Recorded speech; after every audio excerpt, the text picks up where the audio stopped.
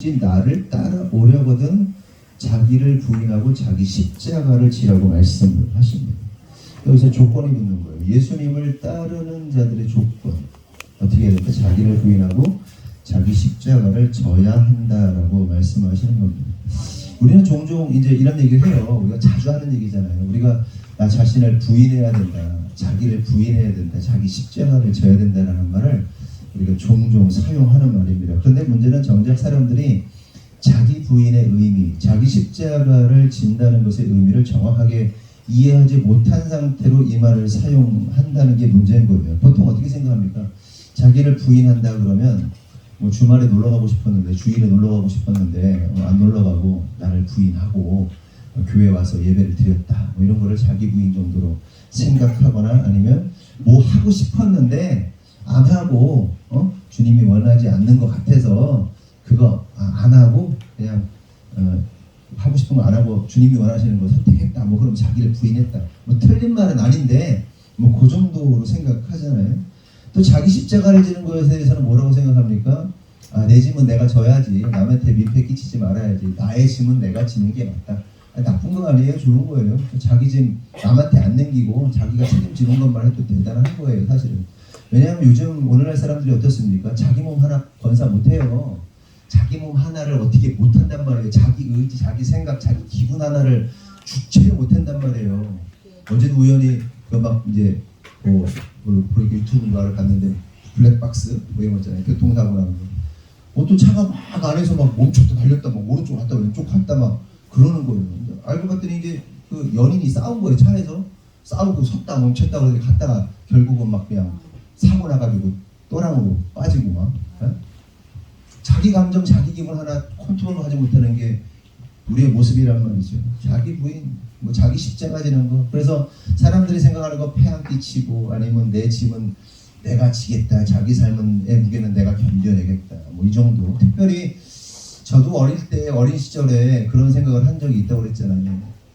군대를 갔다 오고 나서 군대에 있는 동안 교회를 못 가니까 얼마나 많은 죄책감, 회개해야 될 것들이 얼마나 많았겠습니까? 그래서 하나님, 나는 내가 하나님으로부터 내가 그 죄를 감당해야 됩니다.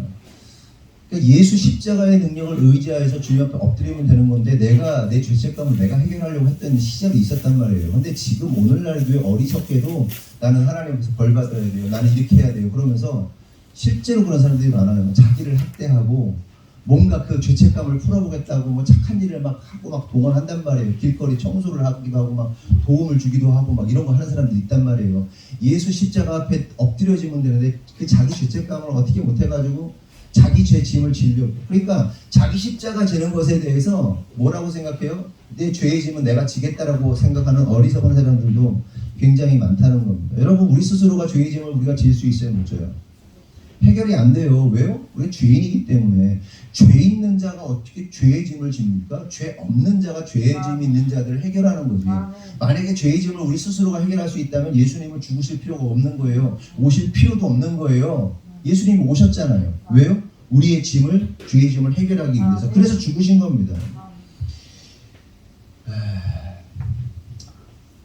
또한 뭐 놀러 가고 싶은 마음 뭐 포기하고 교회에서 예배드리고 봉사하고 헌신하고 헌금 드리는 것들, 뭐 종교적인 행위들을 사람들이 자기 부인이라고 생각하는 경우들이 많은데, 만약 이러한 것들이 자기를 부인하는 본질이라면 바리새인들과 서기관들이야말로 진짜 제대로 된 자기를 부인한 사람들이잖아요. 그렇죠? 어떤 종교적인 행위, 내가 하나님 앞에서 이거 해야지, 난 이거 하고 싶은데 그거 포기하고 어떤 뭐 예배도 하고 헌금도 하고 뭐 기도도 하고 봉사도 하고 충성도 하는 거, 이런 게 자기를 부인한 거라면 진짜 자기를 제대로 부인한 사람이 누구다? 바리새인들이다. 그러나 예수님은 오히려 그들에 대해서 뭐라고 말합니까? 독사의 새끼들이라고 해요. 독사의 새끼들이다. 그렇다면 진정한 자기 부인과 자기 십자가를 지는 것은 어떤 뜻인가 하는 겁니다. 이에 대해서 이 독일 성서공회에서 이 자기 부인이나 자기 십자가에 대해서 아주 정확하게 표현한 내용이 있어서 말씀을 드리면, 자기 부인은 뭐라고 말하냐? 자기 자신과 자기의 소원을 포기하는 것, 자기 자신과 자기의 소원, 소망, 희망을 포기하는 것이 자기 부인이라고 설명하고 있고요. 또한 자기 십자가란 치욕적인 사형 선고를 받은 자가 항소의 가능성이 더 이상 없고 그 사형 선고가 최종적으로 확정되었을 때 짊어지는 것, 이걸 자기 십자가라고 합니다. 우리가 그렇잖아요. 어떤 죄를 졌는데 항소를 하잖아요. 지방법원에 하고 고등법원에 하고 대법원에 하고 하잖아요. 근데 끝까지 갔는데 더 이상 항소할 데가 없어. 넌 죄인이야 이렇게 판결이 내려진 거란 말이에요. 더 이상 항소할 수 없는 자가 그 판결로 인해서 그 판결을 짊어지고 가는 것이 뭐다? 자기 십자가를 지는 거라고 하는 겁니다. 그러니까 쉽게 말하면 자기 부인은 하나님 앞에서 자기 자신, 자기 소원 포기하는 거고요. 또한 십자가를 지는 것은 사형수가 사형 확정을 받고 모든 것을 낙심한 채로 형벌을 받아들이는 것이 십자가를 지는 것이란 말이에요. 결국 자기를 부인하고 자기 십자가를 지라는 말은 예수님을 따르는 자들은 그 어떠한 인간적인 소망이나 희망도 없이 마치 사형수가 사형장으로 끌려 힘없이 걸어가듯이 따라가는 것이 자기 부인이고 자기 십자가라는 거예요. 이해되세요? 그러니까 예수님께서 나를 따라올래? 그러려면 이래야 되는데, 자기 부인해야 되는데, 너 이 땅에 대한 소망 다 버려야 되는데, 이 땅에 대한 꿈, 희망 다 버려야 되는데, 그리고 넌 사형수야. 넌 사형수가 사형장에 끌려가는 거예요. 그냥 이렇게 터벅터벅 힘없이 가고 있는 거예요. 다 받아들이고. 근데 이 삶을 누가 사셨어요? 예수님께서 사셨잖아요. 예수님께서 골고다 언덕으로 가실 때 그렇게 가셨잖아요. 자기를 부인해. 니네 십자가를 져. 라고 분명하게 말씀하신다는 겁니다. 그렇다면 여러분은 이렇게 예수님을 믿고 이렇게 예수님을 따르고 있느냐, 이걸 좀 생각해 봐야 된다는 거예요. 여러분 이 땅에 대한 소망 다 버리셨어요? 이 땅에 대한 소망, 희망, 꿈, 이루고 싶은 거 다 버리셨냔 말이에요. 우리 이민은 너희 소망은 뭐냐? 서울대 경영에 가가지고 이재용의 딸과 결혼하는 거라며? 맞다고 그러잖아요. 허무맹랑하잖아요.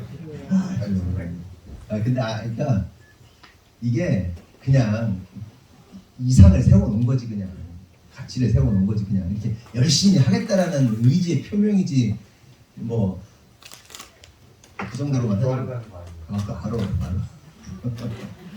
열심히 하겠다는 뜻이에요. 열심히 하겠다는 뜻이 이게 뭐라고 해야 될까요? 문학적 표현이다 이렇게 표현을 해야 되겠죠. 어쨌든 이 땅에 대한 소망이나 희망을 다 버렸냔 말이에요. 또한 우리는 지금 자기 십자가를 지고 있느냐, 사형수처럼 모든 그 판결을 받아들이고 죽음의 현장을 걸어가는 사람들처럼 그렇게 살아가고 있느냐 하는 겁니다. 여러분 이 땅의 소망 다 버렸어요? 잘 되는 거, 성공하는 거, 이루고자 하는 거 다 버렸냐는 거. 있죠. 다 있죠. 또한 사형수의 죽음의 발걸음은커녕 이 세상에서 먹고 마시고 신나게 살아가고 싶잖아요. 괜찮아요. 안 그래요? 나만 그래요? 나만 선물이야? 다 있죠. 이 땅에 대한 뭔가 이루고 싶은 소망, 뭔가 다 버렸다고 죽였다고 하지만 그러면서도 스물스물 올라오잖아요. 그거 하고 싶고 뭐 하나 누리고 싶고 뭐 하나 불편하면 그 불편함 해결하고 싶어가지고 뭐 누리고 싶고 어쩌고 저쩌고 막 그러잖아요. 사람이요 얼마나 간사한지 몰라요. 제가 7kg를 빼고 오늘 아침까지 됐을 때 이제 먹으면 1kg 불잖아요. 6kg 뺐는데 입을 옷이 없어요. 다 커가지고. 지난번에 7kg 있을 때는 살이 뒤룩뒤룩 쪄가 살이 쪄가지고 입을 옷이 없었어요. 선영 집사님이요 양복을 한 6벌인가 사줬어요. 저를 못 입겠어요. 커가지고. 그래서 불편하고 저래서 어쨌고 작은 불편함부터 소원 해결하고 싶고 뭐 그리고 크게는 뭐 인생 가운데 뭔가 이루고 싶고 뭐 그래서 희망 소망 다 버렸다? 다 거짓말이에요. 가지고 있어요. 그런데 놀라운 사실은 우리가 아무렇지도 않게 자기를 부인하고 자기 십자가를 지는 삶 이런 거를 뭐 자신 있게 말하시는 분은 없겠지만 뭔가 나는 지금 자기를 부인하고 있다. 뭔가 나는 지금 십자가를 지는 삶을 살고 있다. 그러면서 아유 제 십자가죠. 저를 부인해야죠. 뭐 그러면서 이런 고백 한단 말이에요. 진짜 의미도 모른 채 그냥 사형수의 걸음, 사형수의 길이에요. 그냥 자기 십자가, 자기를 부인하는 건 그냥 죽어버린 거예요. 십자가 그냥 걷는 거예요. 그렇다면 여러분, 우리의 삶은 실제로 자기 부인과 자기 십자가의 삶이 아닌데도 불구하고 믿는다 하는 사람들이 종종 무슨 근거로 자기들이 자기를 부인하고 자기 십자가를 지고 있다고 생각하는 걸까요? 그 근거는 뭐냐? 자기의입니다. 자기의. 그러니까 자신이 종교적으로 쌓은 업적이나 오름이나 헌신이나 봉사나 헌금과 같은 그런 의로운 행위를 근거로 자기를 부인했다. 내가 지금 십자가를 지고 있다고 생각하게 되는 거예요. 근데 진짜 문제가 뭔지 아세요? 이러한 자기 자신의 의를 근거로 한 자기 부인을 예수님은 뭐라고 말씀하시냐? 외식한다 이렇게 말씀하시는 거예요. 누가복음 18장 14절 18장 9절에서 14절 한번 읽어볼까요? 시작.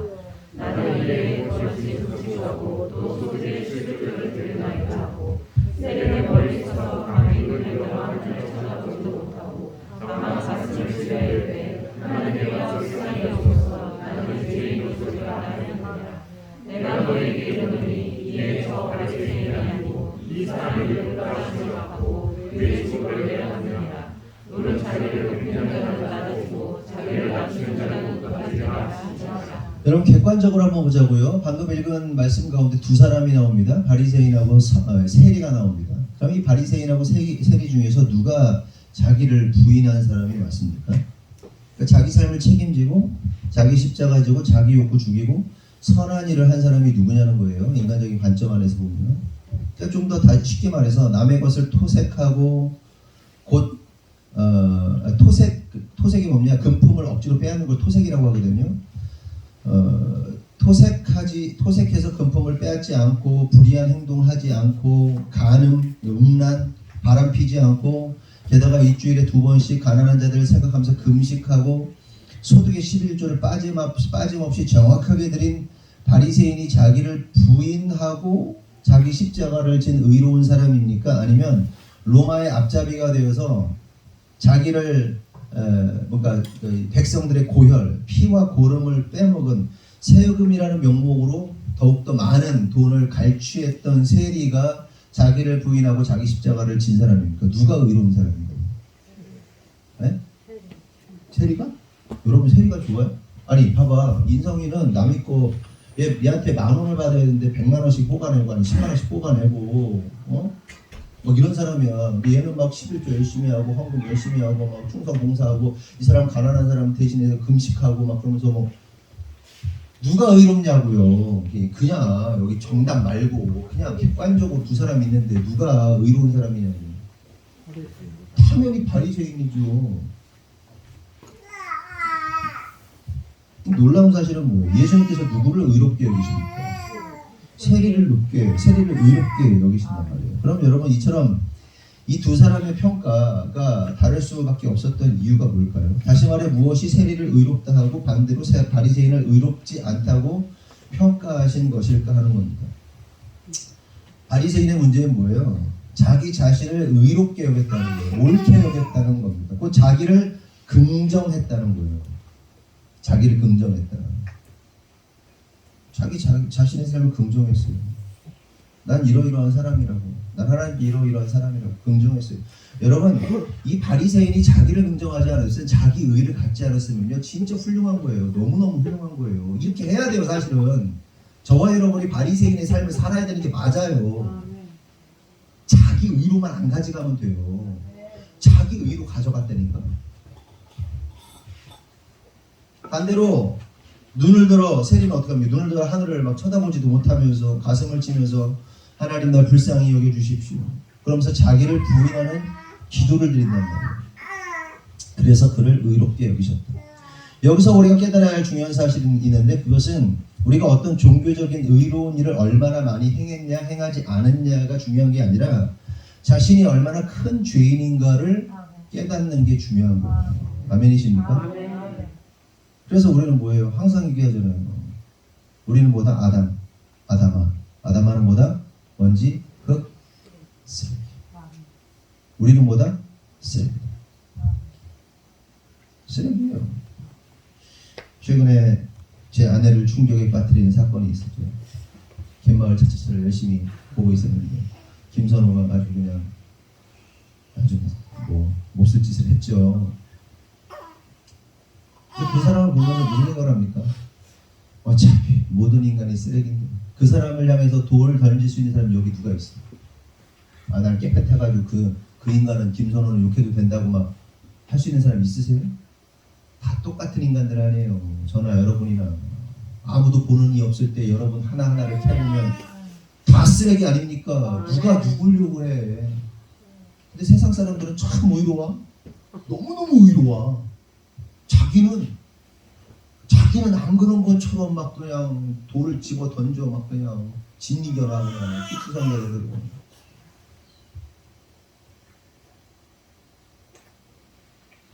낙태 하면 돼요, 안 돼요? 안 돼요. 우리는 철저하게 하면 안 된다고 말하는 사람이에요. 그런데 그런 일이 있었어. 어떻게 할 거야? 끝까지 정죄할 거야? 끌어안고 품어야지. 우리 성도들 중에 누가 그랬다? 절대로 하면 안 된다고 말하겠지. 근데 그런 일이 있었어. 같이 끌어안고 울어야지. 어떻게 해요? 품어야지. 근데 세상은 어때요? 낙태를 합법화해라, 낙태를 합법화해라고 낙태했다고 나쁜 놈이라고 낙태. 뭐야 이게. 아유, 수준 떨어져. 세상 사람들.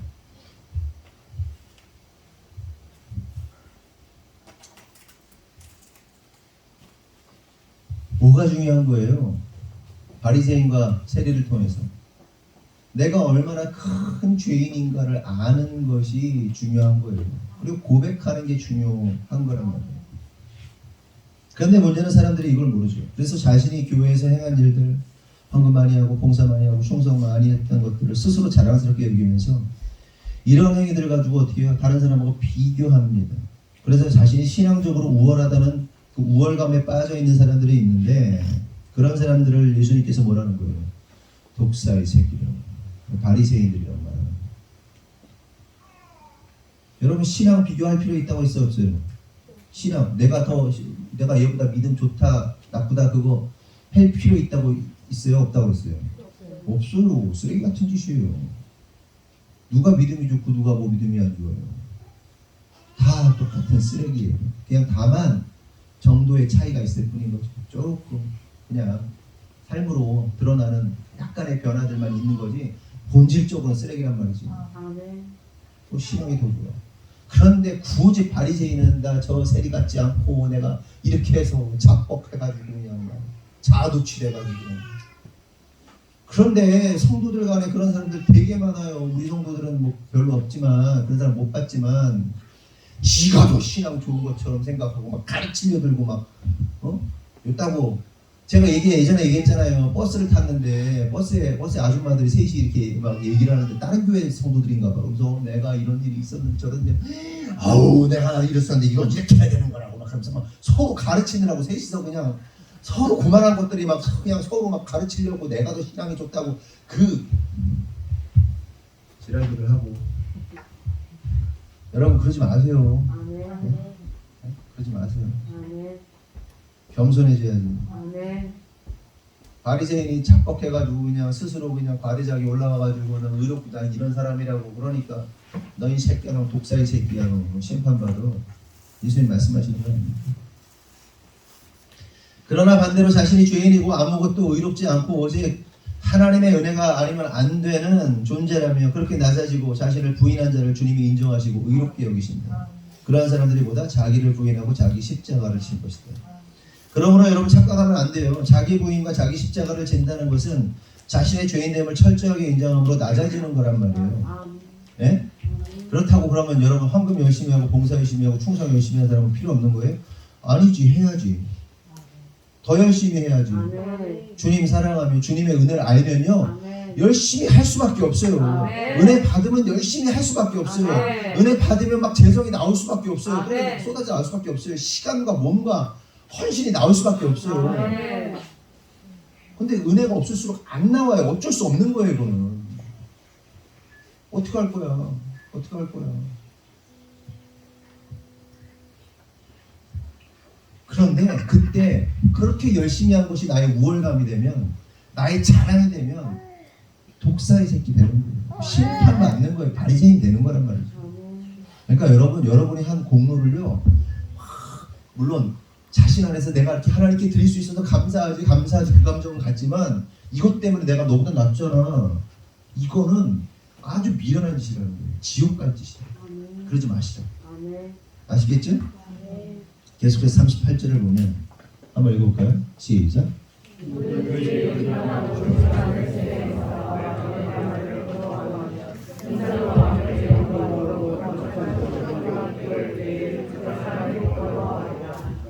예수님께서 예수님 당시의 세대를 뭐라고 말씀하십니까? 음란하고 죄 많은 세대, 이렇게 말씀하십니다. 그러면 생각해 볼 것은 도대체 무엇이 음란하고 무엇이 죄가 많은 것일까?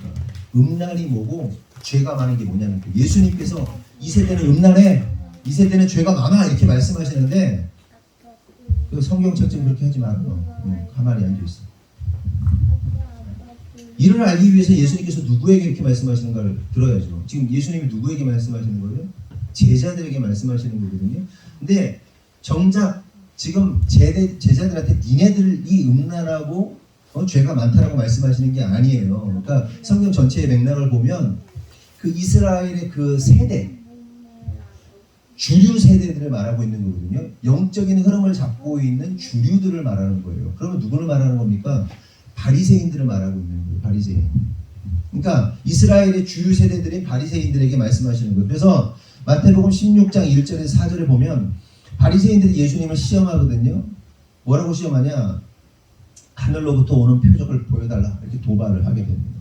그래서 예수님께서 뭐라고 말씀하시냐면 16장 4절을 통해서 악하고 음란한 세대가 표적을 구하나 요나의 표적밖에는 보여줄 표적이 없느니라 하시고 그들을 떠나가십니다. 악하고 음란한 세대가 표적을 구한다는 거예요. 바리새인들이 표적을 구하니까 악하고 음란한 세대라고 말하는 거예요. 그러니까 여기서 말하고 있는 악하고 음란한 세대는 결국 이스라엘의 영적 흐름을 붙잡고 있었던 바리새인들을 의미하는 거예요. 그런데 주목해볼 사실이 뭐냐면 이런 악하고 음란한 바리새인들이 뭐를 추구하는 거죠? 표적, 기사, 이적, 이런 걸 구하는 거예요. 표적과 기적을 구하는 거예요. 그러면 그들이 어떠한 표적과 기적을 원했던 겁니까? 바리새인들이 원했던 표적과 기사, 이적은 뭐예요? 많이 봤죠. 병자 고치고 귀신 들린 자 떠나가고 놀라운 기적들, 그들 딱 봤어요. 그런데 그거 말고 표적과 기사를 달라는 거예요. 하늘의 표적과 기사. 그럼 그들이 생각했던 하늘의 표적과 기사는 뭐예요? 이스라엘 사람들이 원하는 게 뭐예요? 로마의 압제로부터 해방되는 거예요. 그렇죠? 로마가 전복되는 거예요. 로마가 무너지는 거예요. 그러면서 뭘 원했던 거예요? 이스라엘이 가난했단 말이에요. 부자가 되기 원했어요. 경제적인 회복을 원했단 말이에요. 다윗의 영광이 회복되기를 원했단 말이에요. 부자 나라였던 다윗. 이스라엘 역사상 가장 막강했던 시대가 언제입니까? 다윗과 솔로몬 시대죠. 그런데 수요 예배 때도 나눴지만 솔로몬이요, 그 성전 건축과 왕궁 건축을 다 뭐로 했다고 했어요?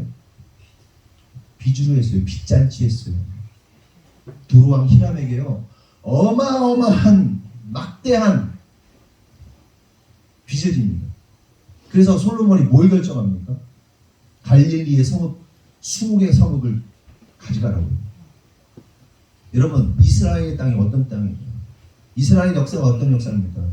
하나님의 약속의 땅 가나안을 성취하게 얻기 위해서 수많은 믿음의 선진들이 싸우고 목숨 걸고 쟁취하고 결국 다윗의 때에 회복된 그 땅을 아들 솔로몬이요, 지 왕궁 짓느라고, 하나님 성전까지만 줬으면 돼요. 지 왕궁 짓느라고, 왕궁 성전 건축의 시간보다 왕궁 건축의 시간이 2배가 더 걸리죠. 바로의 딸, 그래서 궁전 지어주느라고 어마어마한 막대한 돈을 들여요. 금과 백향목과 막 이런 나무들 해가지고 막 목수, 석수 데려다가 어마어마한 부채를 결국 못 갚으니까 기름으로 밀가루로 주다가 안 되니까 이자도 안 되니까 어떻게 해요? 땅을 그냥 뚝 하고 줘버려요. 그 약속의 땅. 여러분, 하나님의 땅을 그냥 막 팔아먹어요.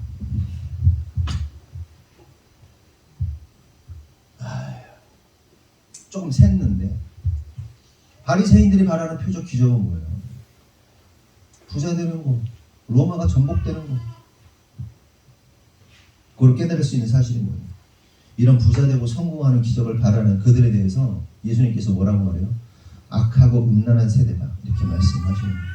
그러면서 뭐라고 말씀하십니까? 내가 보여줄 표적은 요나의 표적밖에 없어. 요나가 고래 뱃속에서 죽었다가 고래 뱃속에서 사흘 만에 나오잖아요. 그거 뭐예요? 예수님의 죽으심과 부활에 대해서 말씀하시는 거예요. 결국 우리가 알 수 있는 사실은 음란하고 죄 많은 세대들은 부와 명예와 성공을 추구하지만 거룩하고 순결한 세대들은 예수님의 십자가의 삶을 따르게 된다. 아멘이십니까? 아멘. 여러분 그런데 참 우리 메시지는 항상 똑같은데 놀라운 사실은 하나님께서 그렇게 기복주의를 싫어하는 우리들에게 왜 재정을 부어주시는 걸까요? 네? 놀라운 재정의 부음이 있잖아요. 기름 부음이. 그리고 앞으로도 있을 것인데 하나님께 쓰라고 하나님의 재정의 통로가 되라고 하나님 주시는 거잖아요. 제가 어제 막 샤워를 하고 있는데 갑자기 깨달아지는 거예요. 달란트 비유 종종 얘기했잖아요. 1달란트, 2달란트, 5달란트. 그 종이 외국에 갔다가 왔어요. 맡겨놓고 왔어. 1달란트, 2달란트, 5달란트 줬어. 1달란트 묻어뒀어. 당신은 깡패고 당신은 도둑놈이라 이거 없는 데서 취하고 막 그럴까봐 내가 묻어뒀다고. 2달란트, 5달란트 열심히 벌어가지고 남겼어. 그리고 그 이야기가 끝났을까요? 그 뒷이야기가 있지 않을까요? 2달란트 받았던 사람들은 그래 네가 2달란트 남겼구나. 내가 이번에 한 10달란트쯤 줄게. 너 5달란트 내가 이번에 한 50달란트쯤 줄게. 그리고 외국 또 갔다 왔어. 이 이야기가 또 끝날까요 거기서? 아니지. 하나님의 역사는 계속해서 충성된 자에게 더 확장되겠죠. 아멘. 지금 여러분들에게 1달란트, 2달란트, 5달란트 주신 거예요 하나님께서. 아멘. 어떻게 할 거야? 그거 다 털어낼 거야? 다 먹어버릴 거야? 테스트 하는 거예요. 인턴십 하는 거예요. 너 잘하는구나. 왜냐하면 이 사이클이 한 5년 전에 있었다니까 우리 교회에. 근데 다 어땠어요? 다 드셨잖아요 여러분들이. 다 먹어버렸잖아요. 멈췄잖아요. 5년 만에 기회가 온 거야. 재정 관리 잘해야지. 예? 잘하시란 말이에요. 여기서 멈출 사람 그냥 1달란트로 멈출 사람 그냥 계속 끝내고 말어. 다 털어놓고 말어. 아니 계속 가야죠. 주님 오실 때까지. 영혼 살리기 위해 써야지. 예? 써야지. 영혼 살리는 방법이 있다면 막 흘려야지 막.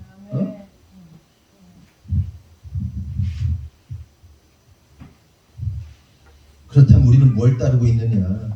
예? 요나의 표적을 따르고 있느냐?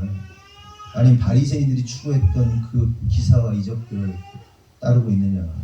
그거 보면 알아요. 내가 어떤 사람인지. 내가 십자가를 지고 자기 십자가 지고 자기를 부인하는 삶을 살고 있는지, 아니면 자기를 긍정하면서 십자가 안 지고 있는지. 그런데 더 중요한 말씀은 다음입니다. 이렇게 악하고 죄 많은 세대 가운데 예수님의 말씀을 부끄러워하면 아버지의 영광으로 거룩한 천사들과 함께 올 때 그 사람을 부끄러워하시겠다 말씀하시는 거예요. 쉽게 말하면 세상은요 뭐를 추구합니까? 지금까지 말한 것처럼 부와 명예와 권세와 이런 거 추구합니다. 그런데 십자가의 복음은 뭘 추구하는 거예요? 오늘도 자기 부인, 자기 십자가를 요구한단 말이에요. 그래서 세상 사람들이 성경의 가치를 따르며 복음의 가치를 따르는 우리를 볼 때 어떻게 생각합니까? 바보, 멍청이, 쪼다들이라고 생각해요. 그렇죠? 그래서 믿는 자들이요 그런 대접 안 받으려고요 복음을 부끄러워해요. 그런 대접 안 받으려고. 그렇다면 여기서 질문, 여러분은 지금 십자가의 복음이 자랑스럽습니까? 아니면 부끄럽습니까? 자랑스러우신 분들만 아멘. 아멘. 그렇다면 예수님께서 이 땅에 심판하러 오실 때 주님은 우리를 부끄럽게 여기지 않으시고 자랑스럽게 여기신다 말씀하세요. 아멘한 자들에게. 아멘. 그런데 문제는 그리스도인들이 의외로 십자가의 복음을 많이들 부끄러워한다는 겁니다. 비근한 대로 사람들이 뭐 회사에서 직장에서 뭐 사람들과의 관계 속에서 자신이 그리스도인임을 나타내지 않으려고 애쓰는 사람들이 무척 많아요. 그렇잖아요. 나 그리스도인인 거 안 들키려고 애쓰는 사람들 얼마나 많아요. 안 그래요? 그래서 세상 사람들하고 똑같은 방식으로 똑같은 말투로 똑같은 생각으로 어떻게든 안 들키려고 그런 사람들이 생각보다 많다는 겁니다. 사람들이 교회를 욕하고 비난할 때, 직장에서 막 직장 사람들이 막 회식할 때, 술 먹을 때 어떻게든 안 들키려고. 다 그리스도를 부끄러워하는 거 아닙니까? 복음을 부끄러워하는 거 아니에요? 어떻게든 안 들키려고 하는 거. 우리가 살다 보면요, 어떤 대상을 부끄러워할 때가 있죠. 어제 뭐 영화 리뷰를 하나 봤어요. 되게 유명한 감동적인 뭐 영화라고 2017년도에 뭐 시와 2017년도에 제작된 영화인데 어떤 젊은 친구가 뭐 마약 중독 막 그래가지고요 길거리에서 막 노래 부르고 그러면서 뭐 이렇게 구걸해가지고 살고 그런 친구인데 아버지를 뭐 내용 중에 아버지를 딱 만나라는 거예요. 근데 아버지는 이미 재혼하셨어. 가족을 버리고 애를 버리고. 얘가 그래도 아버지라고 찾아가니까 아버지가 그 새엄마하고 이렇게 있는 거예요. 그 사이에 딸 둘을 낳는 거예요. 고양이하고 고양이 메고 다니는 뭐 그런 기타 치면서 뭐 그런 내용이더라고요. 감동적인 그 아버지가 막 부끄러워. 어떻게 할 수가 없는 거예요. 애가 약쟁이니까 마약 중독자니까. 만약에 여러분 자녀들이 막 사람들이 막 아버지는 너무 멀끔하게 양복했는데 애는 거지 옷에 기타 하나 이렇게 메고 고양이 여기다 이렇게 메고 다니면서 아빠 어찌할 바를 모르는 거예요. 어떻게 할 줄을 모르는 거예요. 자기 새로운 와이프 자식들 앞에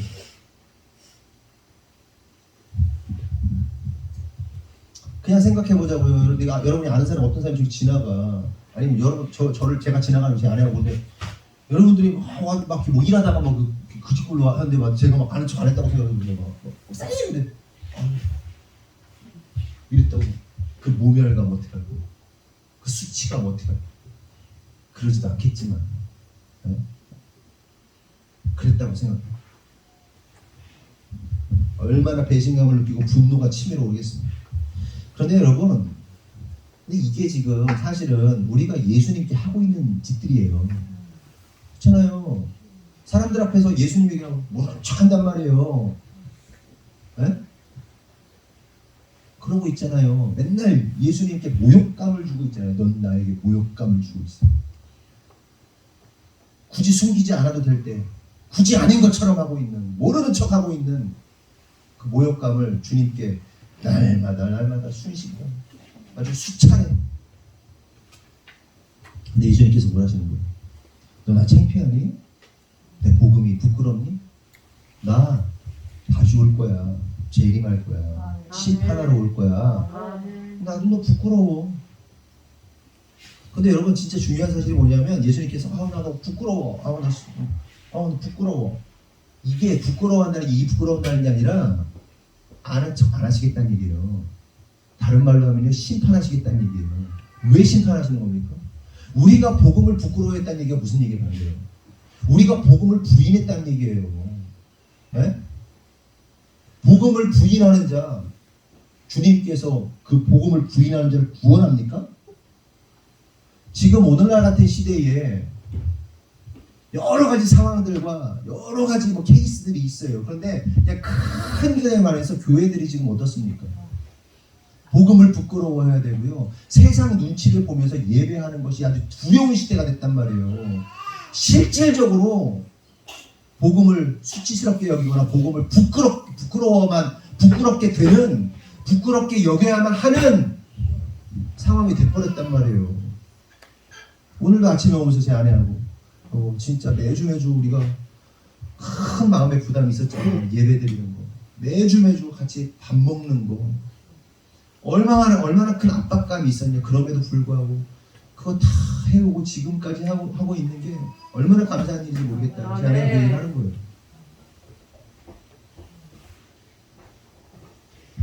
예배 뭐 인원 제한하고 뭐 밥 안 먹고 뭐 이거 모든 교회를 싸잡아서 말하는 게 아니에요. 그거는 주님과 그 사람과의 문제지만 큰 그림 안에서 세상을 두려워하면서 네? 복음을 부끄러워하면서 그렇게 나아가는 거요? 진짜 생각해보고 회개할 일이에요. 진짜로 한국 교회. 코로나 기간 동안에 교회가 몇 개가 문을 닫았다고 그랬죠? 10,000개가 문을 닫았어요. 코로나 기간에 교회가 10,000개 문을 닫을 때 코로나 기간에 교회가 건축된 교회가 몇 개나 됐고 잘 가고 있는 거예요. 아멘. 좀 우리 교회가 다소 거칠고 그래도 잘 가고 있는 거예요. 아멘. 주님 앞에서 부끄럽지 않게 그것이 우리의 의가 될 수는 없지만 의가 되어서는 안 되지만 그렇게 예배하고 그렇게 함께 교제할 수 있다는 것을 감사히 여겨야 돼요. 아멘. 그리고 이 시골 땅에 사람들의 인적이 드문 이곳에 그리고 주변에 떠들어댈 수 있는 사람들 입 다 막으시고 이곳에서 예배할 수 있게 하는 게 얼마나 하나님의 은혜예요. 아멘. 복음을 부끄러워하면 안 돼요. 아멘. 그들에게는 심판이 있는 거예요. 아멘. 그래서 사도 바울은 로마서 1장 16절을 통해서 이렇게 고백하는 겁니다. 다 같이 시작. 내가 복음을 부끄러워하지 않으니 이 복음은 모든 믿는 자에게 구원을 주시는 하나님의 능력이니라. 어떤 자에게요 우리 모두에게로다. 복음을 부끄러워하지 않는 이유는 이 복음의 모든 믿는 자들에게 구원을 주시는 하나님의 능력이라고 말씀합니다. 복음을 부끄러워하지 않는 자들은 구원받는다는 얘기예요. 그러나 복음을 부끄럽게 여기는 자는 구원받지 못한다는 거죠. 복음을 부끄러워하는 자들은 심판받는다는 겁니다.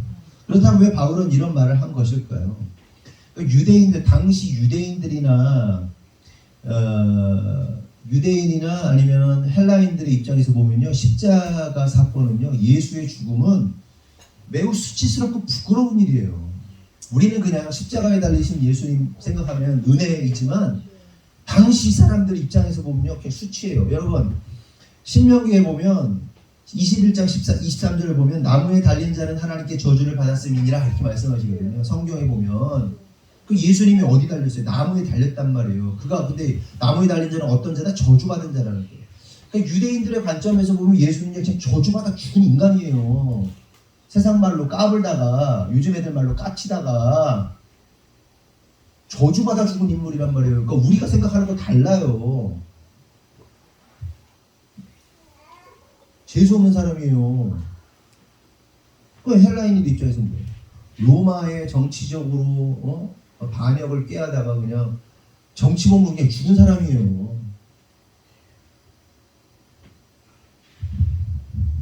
고통스럽게 죄수에 불과하단 말이에요. 종교적으로 보나 정치적으로 보나 여러 가지로 봤을 때 수치스럽고 고통스럽게 죽은 사람이에요. 그래서 사람들은요, 예수를 믿을 이유가 없었어요.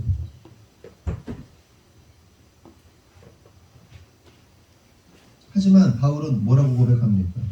이 십자가의 죽음을 부끄러워하지 않는다. 왜냐? 말씀드린 대로 이 복음이 유대인이나 이방인이나 구원의 능력이 되기 때문에. 그러므로 성도 여러분, 여러분의 직장 동료나 친구가 사람들이 세상이 예수 믿는 여러분들을 바보 멍청이 광신도쯤으로 여긴다 해도 복음을 부끄러워하지 마시길 바랍니다. 아멘. 당당하세요. 아멘. 당당하라고. 아멘. 네? 그냥 지지분이 참 이렇게 있는 게 겸손한 게 아니에요.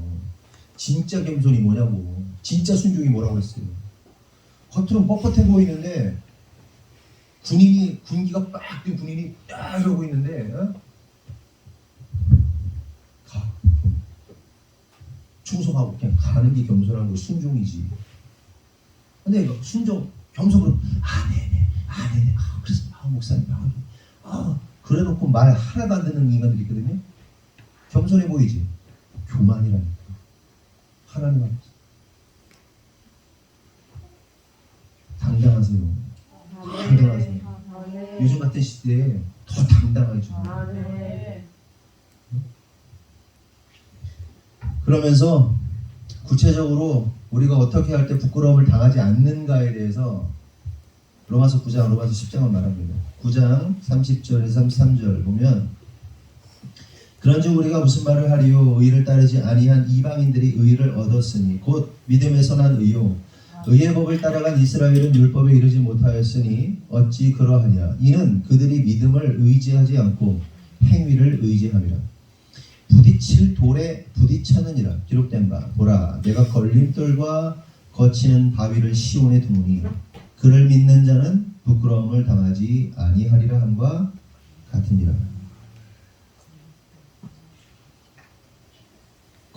걸림돌과 거치는 바위를 시온에 두셨다. 시온 산 위의 어린 양이 누구예요? 예수 그리스도. 여기서 걸림돌이란 말은 뭐냐면 프로스콤마인데 넘어지게 하여 부상과 손상을 입힌다는 뜻을 가지고 있어요. 그걸 거치는 바위에서 거친다는 스칸달론인데 이게 스캔들이죠. 스캔들이라는 단어가 여기서 나오는 겁니다. 장애물, 함정이라는 뜻을 가지고 있어요. 여기서 알 수 있는 사실은 예수님은 어떤 분이시다? 우리를 넘어지게 하고 부상 입게 하고 손상을 일으키고 장애물이 되고 함정과도 같은 분이라는 사실을 깨달아야 돼요. 그런데 그런 분을 믿을 때 어떻게 된다? 부끄러움을 당하지 않는다. 생각해 보세요. 예수 믿으면요, 세상의 방식으로 살면 전혀 문제가 안 되는데 예수 믿으면요 걸려 넘어질 게 너무 많아요. 세상 사람들은 다 괜찮다고 그러는데 우리는 예수님 때문에 걸려 넘어질 일들이 얼마나 많습니까? 네? 도덕적으로, 윤리적으로, 신앙적으로. 응? 그치, 슬비야. 걸려 넘어질 게 얼마나. 얘네들 그냥 세상적으로 살았으면, 세상 사람들 같았으면 욕 하나도 안 먹고 살 수 있어요. 사사건건 그냥 부모들이 걸어가지고 저거 막 싸우잖아요, 맨날. 네? 걸려 넘어질 게 얼마나 많아. 그렇잖아요. 그러면 그런 예수님 믿고 싶으세요, 여러분?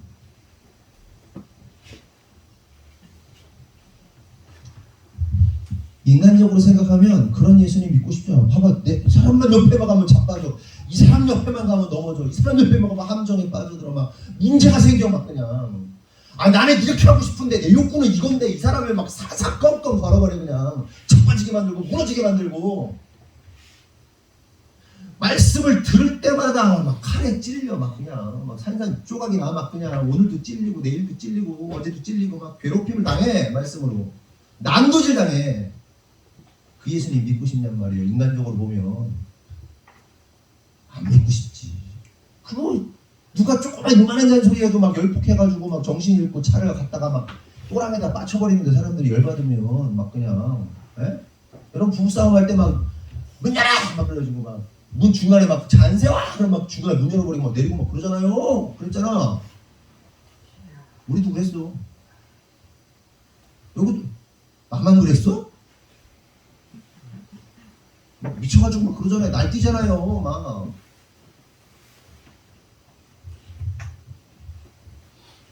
그런 예수님 믿고 싶으세요?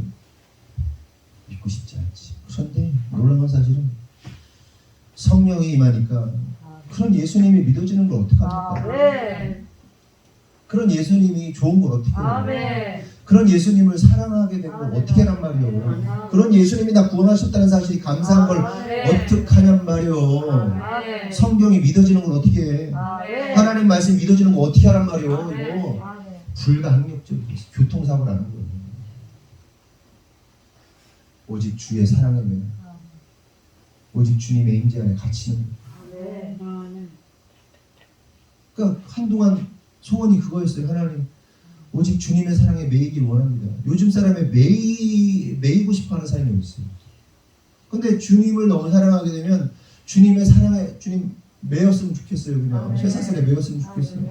주님의 임재 안에 주님의 임재의 철창 안에 그냥 갇혔으면 좋겠어요. 역설이죠.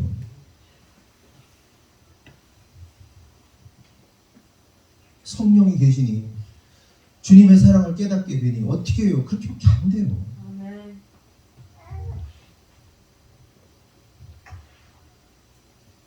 성경이 믿어지고 하나님 말씀이 믿어지는 걸 어떡하냐. 다니엘 12장 1절 2절 다 같이 읽어보겠습니다. 시작.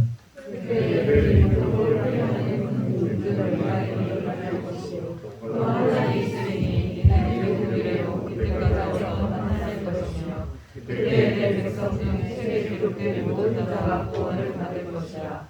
땅의 그들 가운데서 자는 자 중에서 많은 사람이 일어나 영생을 받는 자들이 있고 주를 향하여 영원히로 구원을 당할 자들이 있을 것이라. 여기서 이제 개국 이래로 없는 환란이라는 것은 예수 그리스도의 십자가 사건을 말하는 겁니다. 그런데 그 십자가의 사건을 부끄러워했던 자들이 있어요.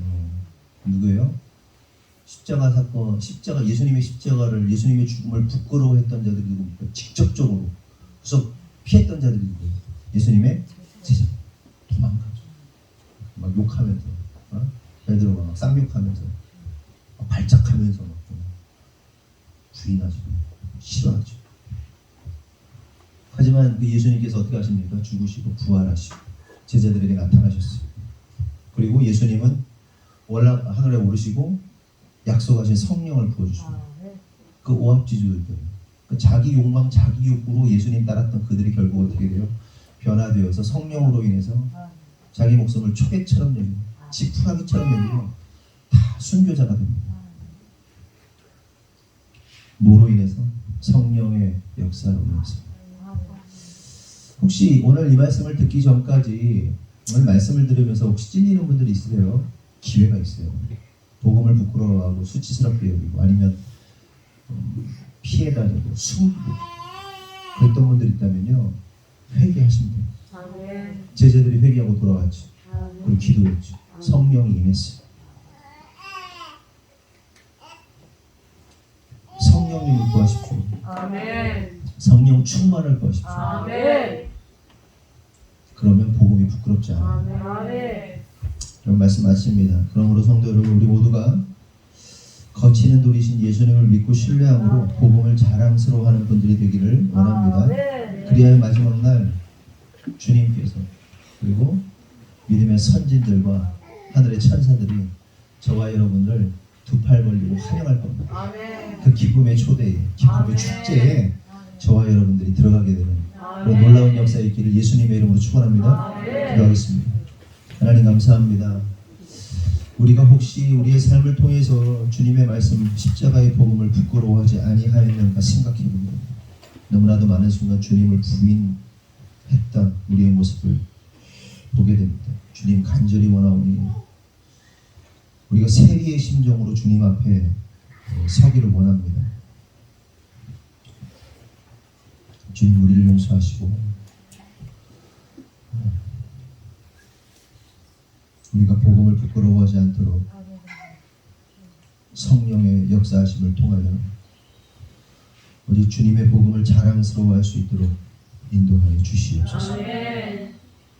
특별히 이 마지막 시대 가운데 교회가 핍박받고 있는 가운데 더욱더 믿음을 강건히 할 수 있도록 주님 축복하시고 아멘. 우리의 힘과 능력으로 할 수 없사오니 주님의 성령께서 우리를 사로잡아 주님께서 인도하여 주시옵소서. 아멘. 주님께서 이루실 줄 믿사옵고 예수님의 이름으로 기도합니다. 아멘. 특별히 교회 소식 특별한 게 있나요?